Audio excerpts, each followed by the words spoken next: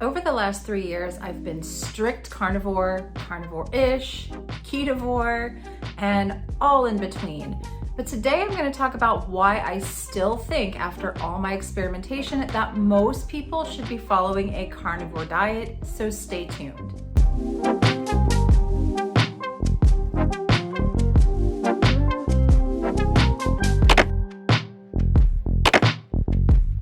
Welcome back, my friends. My name is Sarah. I am known as Carnivore Yogi.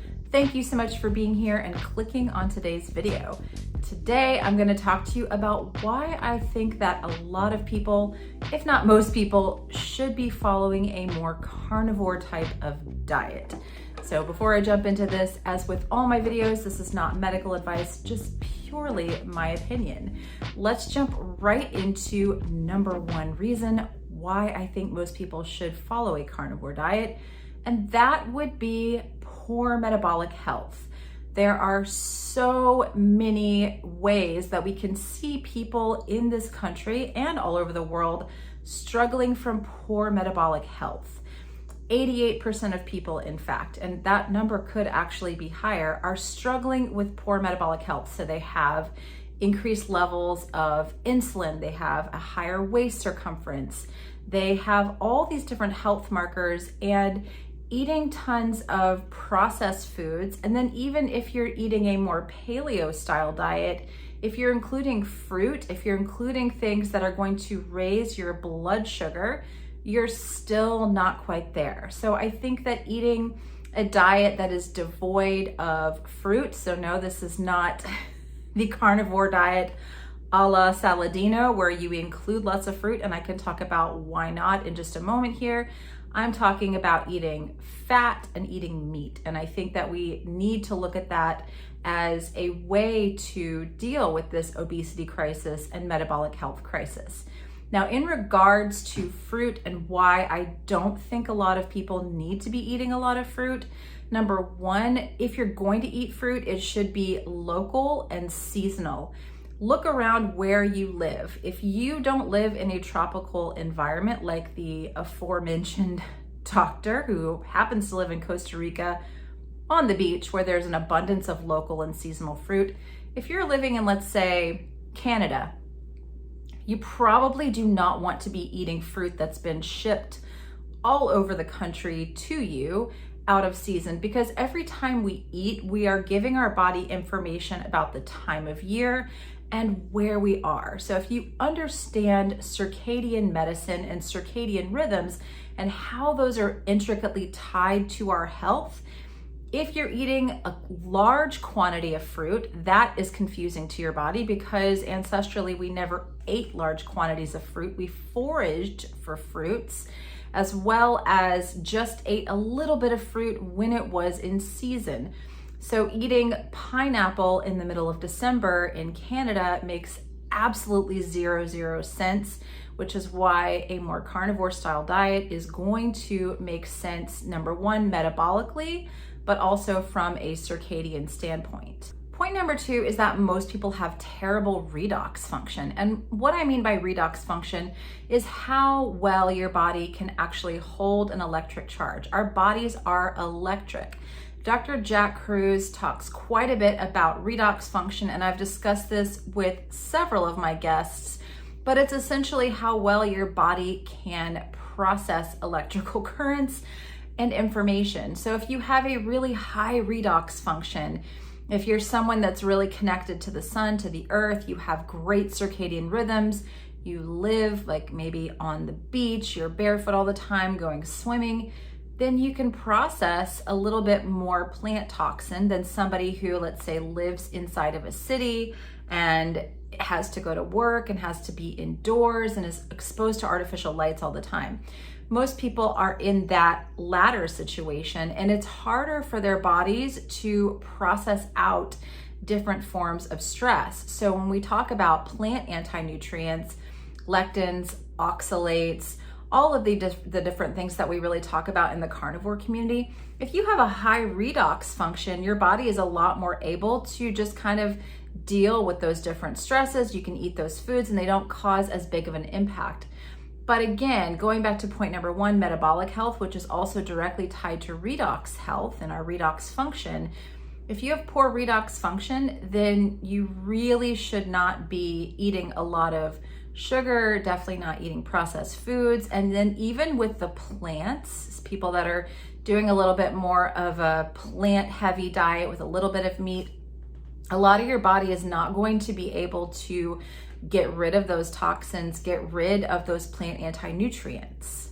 Number three, most people are not getting good sleep and they're not getting good autophagy. Now, one of the benefits of doing a high-fat carnivore diet where your body is in ketosis a lot of the time is that you do stimulate some autophagy. That does happen as a natural side effect of being in ketosis. But what a lot of people don't realize is that you also stimulate autophagy and apoptosis through having great circadian rhythms and getting really good sleep. The most autophagy happens when we're sleeping, when melatonin is being produced in the body. So if you have poor sleep hygiene, if you're exposing your body and your eyes to a lot of non-native EMF, a lot of artificial light at night, especially after sunset, you're not getting autophagy. And this, I would say, is most people. Most people fall asleep scrolling in bed with their phone, watching the television. They don't respect circadian rhythms. They definitely don't respect circadian biology as it informs their health. And so most people are not producing adequate melatonin at night in order to allow apoptosis and autophagy to happen. So again, another reason why someone might want to stick to a more higher fat carnivore diet so that they can get the benefits of being in ketosis, get the benefits of autophagy and apoptosis. They still need to be working on circadian rhythms. They still need to be working on all of these things, but it will help your body. It's a bit more supportive if you're not constantly giving it a lot of stress in the form of foods that it has to process. Number four is the high amount of plant foods that are sprayed with glyphosate and or are GMO, genetically modified. These plants have been shown to cause cancer, genetic abnormalities, all kinds of toxicity. It kills birds. A lot of this is illegal over in Europe, but it's perfectly legal over in the United States. Just because it's legal, just because the FDA approves of it, I'll probably get kicked off YouTube for saying this, but just because it's okay, quote unquote, it doesn't mean it's healthy for us. And so when we look at a lot of the plant foods, unless you are getting your vegetables and fruits directly from a farmer, you have been to that farm, you see what that produce looks like, it's not really the best idea to be eating it. So I'll put a couple resources down in the information section so that you can source out a local farmer. And that's also going to be your best place to get your meat, because when we talk about glyphosate and we talk about GMO, if the cow that you're eating is eating grass or eating hay or eating anything, any kind of feed that is either GMO or sprayed with glyphosate, you're also getting that in the fat stores of that animal. So that's also something you need to be mindful of. So carnivore may not be perfect in that regard if you're not being careful about where you source your meat from. So again, understanding that most plant food has been either genetically modified or sprayed with glyphosate. Know the source that you're getting from, or just get a nice grass-fed cow, put it in your freezer and eat that. Number five, back to my point just a moment ago, it's actually better for the planet if you just buy a full cow, keep it in your freezer and eat that, rather than continuing to go to the grocery store and contribute to all these foods being shipped from all over the world so that you can have your banana in the middle of December, right? And just let me ask you a quick question. Do bananas grow where you live? Because they don't grow where I live, and I live in Georgia. So when we look at things from an environmental standpoint, we just want to think meat bad, plants good, which is not really the truth. When you look at the damage done by monocropping, the amount of animals that are killed, when you look at something like almond farming and the fact that it actually kills more bees in a year than we kill in all land and sea animals that are sent for slaughter. That's a pretty surprising fact. And so actually eating a more carnivore style diet is better for the environment if you do it the right way. If you find a local farmer, you buy a cow, which is very, very cost effective over time, get a chest freezer and then eat that. It's actually better for the planet. So I know a lot of this is kind of like a mind twist. It's something that no one in the mainstream really talks about. But when we understand how our bodies are completely aligned with nature and or they are supposed to be, and what we're doing when we're eating these different plant foods, number 1, out of season, number 2, genetically modified, number 3, sprayed with glyphosate, we're eating them in amounts that ancestrally we never would have eaten them, combined with the fact that our lifestyles are completely unhealthy, our circadian rhythms are completely out of whack, we're completely disconnected from the sun, that is causing even more mitochondrial and health issues, then eating something more like a higher fat carnivore diet actually makes sense. And one of the things that I did not really get into in this video is deuterium. I have an interview with Dr. Laszlo Boros coming out in a couple weeks all about deuterium.